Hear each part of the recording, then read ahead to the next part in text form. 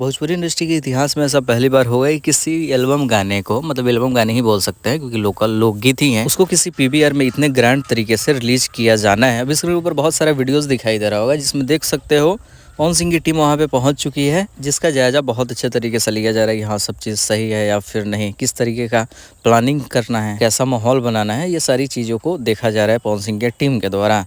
आने वाले समय में खैर गाने को रिलीज़ किया जाना है। गाने का रिलीजिंग टाइमिंग आज शाम 3 बजे है, जो कि स्क्रीन ऊपर दिखाई दे रहा होगा। पवन सिंह का बहुत अच्छा पोस्टर है जिसमें लिखा हुआ है let's release Kala Odhni as a movie.